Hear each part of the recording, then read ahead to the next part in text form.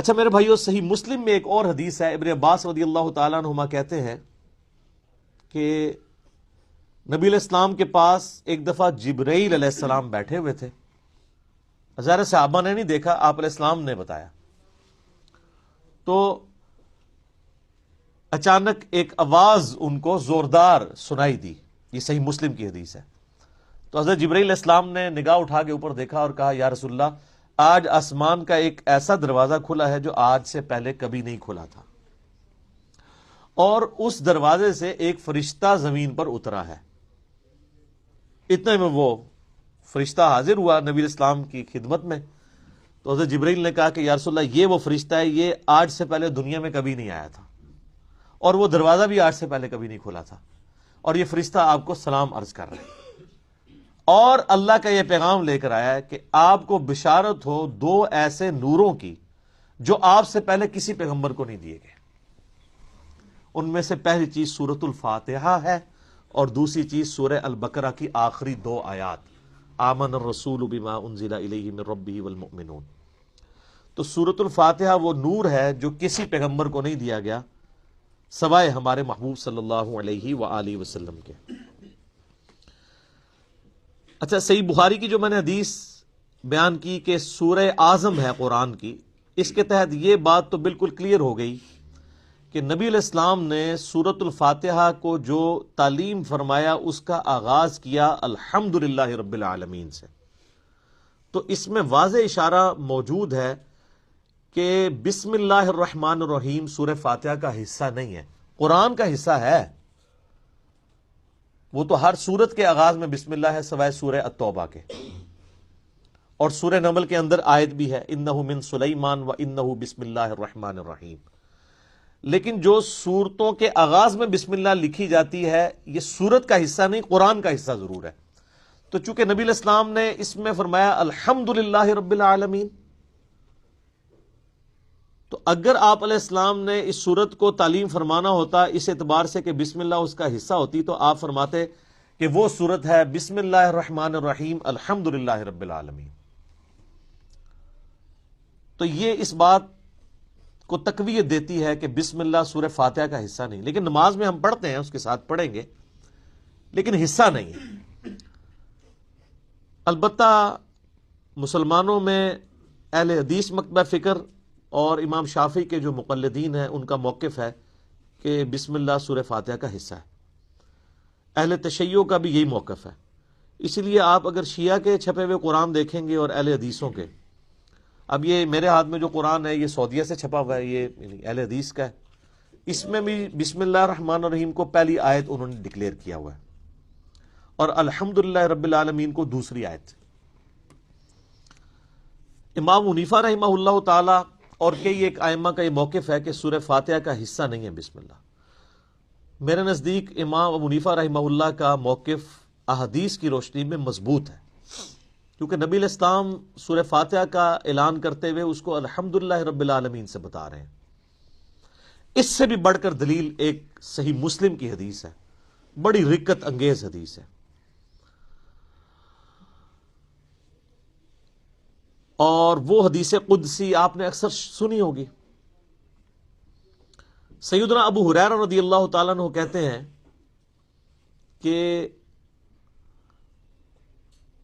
اللہ کے محبوب صلی اللہ علیہ وآلہ وسلم نے فرمایا اس شخص کی نماز ناقص ہے، ناقص ہے، ناقص ہے جو سورہ فاتحہ نہیں پڑھتا نماز میں. تو کچھ تابعین نے عرض کیا کہ ابو ہریرہ جب ہم امام کے پیچھے ہوتے ہیں پھر ہم کیا کیا کریں؟ تو انہوں نے کہا اقرا بہا فی نفسک، تم پھر اپنے جی میں آہستہ آہستہ پڑھ لیا کرو.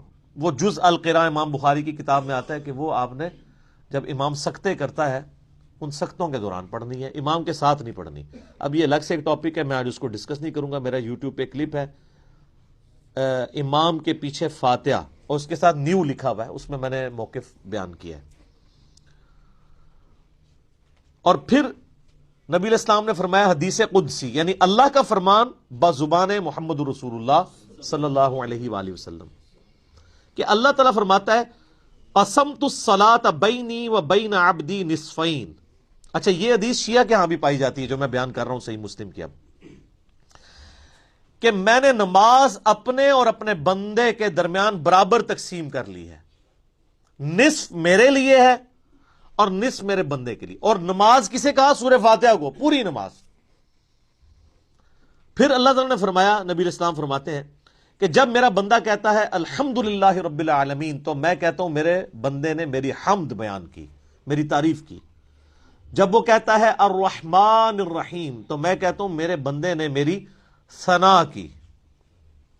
جب وہ کہتا ہے مالک یوم الدین، تو میں کہتا ہوں میرے بندے نے میری تمجید بیان کی، میری بزرگی کا اعتراف کر لیا.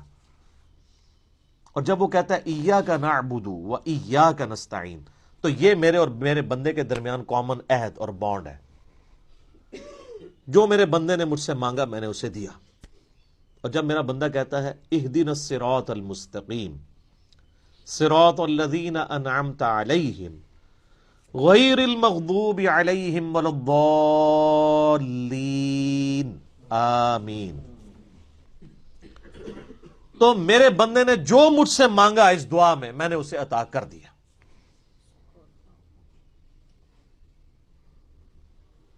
یہ حدیث بھی اس بات کا ثبوت ہے کہ سورہ فاتحہ کا حصہ بسم اللہ نہیں ہے، ورنہ تو یہ سٹارٹ یہاں سے ہوتی کہ جب میرا بندہ کہتا ہے بسم اللہ الرحمن الرحیم، تو میں کہتا ہوں میرے بندے نے میرے نام سے آغاز کیا.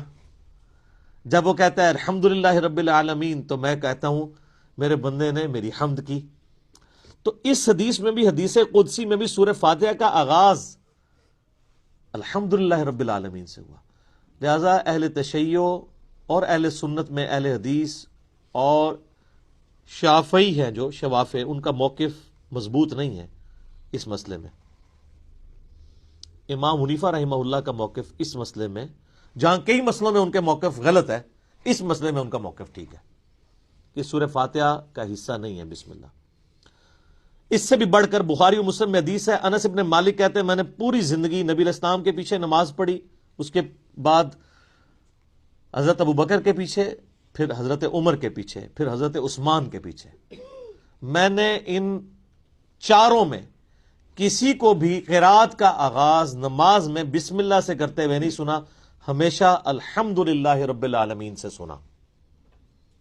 وہ ثنا تو خاموشی سے پڑھی جاتی ہے نا، اور بسم اللہ بھی. قرات کا آغاز وہ کرتے تھے الحمد سے. اس کا مطلب ہے کہ وہ سورہ فاتحہ سے اسے الگ سمجھتے تھے. اور مسلم میں تو یہاں تک الفاظ ہیں، بلکہ وہ حضرت انس بن مالک تو انکار ہی کر رہے ہیں. وہ کہتے ہیں کہ نبی علیہ السلام اور حضرت ابوبکر و عمر سورہ فاتحہ سے نہ پہلے بسم اللہ پڑھتے تھے نہ بعد میں، یعنی اگلی سورہ سٹارٹ کرنے سے پہلے بھی بسم اللہ نہیں پڑھتے تھے، کنٹینیوشن کے ساتھ پڑھتے تھے.